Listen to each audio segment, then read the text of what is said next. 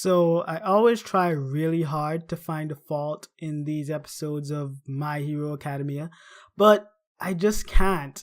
Well, at least this week's episode was pretty great. So, welcome to my review, guys, and I'll just get right into it. Okay, one thing I have to mention about all these new episodes is the reintroduction of their quirks. I like how they're actually re-explaining their quirks at appropriate times so that we just never forget how their quirks actually work and what their limits are, etc., etc.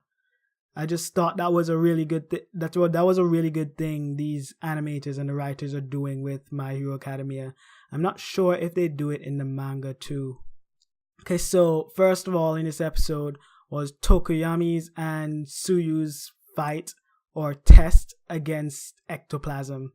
So ectoplasm, he can make clones of himself by shooting ectoplasm out of his mouth, and they just appear anywhere. I guess it doesn't have to be where the ectoplasm he shoots out is, but I guess the ectoplasm kind of spreads out, and they can just appear anywhere in its area, I guess. Here we find out that Tokoyami's weakness is actually close range fighting. When he sends his shadow off to fight and someone gets in close, he can't really do anything about that.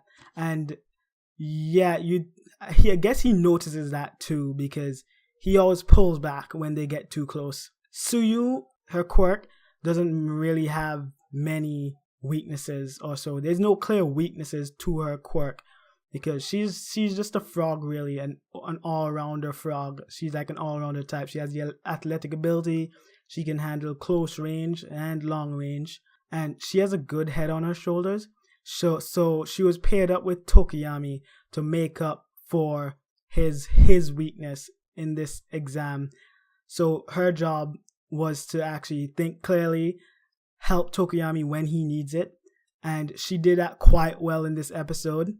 That part where she quickly swallows the handcuffs, I almost missed that because it was a very quick scene. I had to rewind it to actually check what exactly she did again.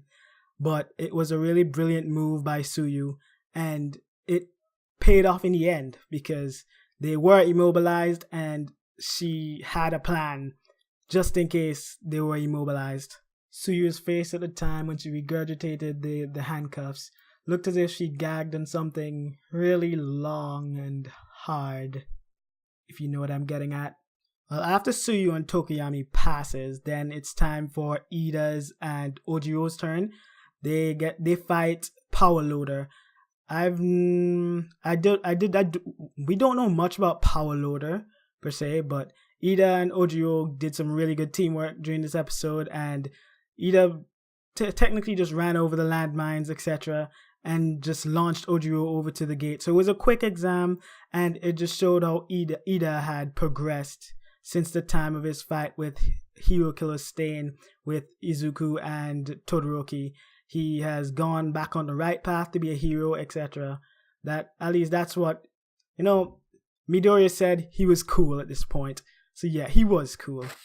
And now comes for the highlight of the episode, Yaoyozoru and Todoroki versus Aizawa. So we all know about Yaoyorozu's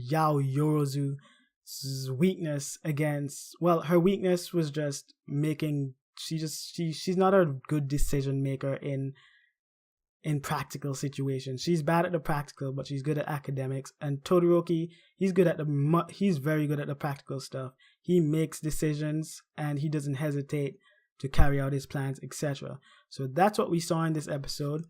At first, Todoroki was the one making the plan, making the decisions, and Yaoyorozu was just following them along.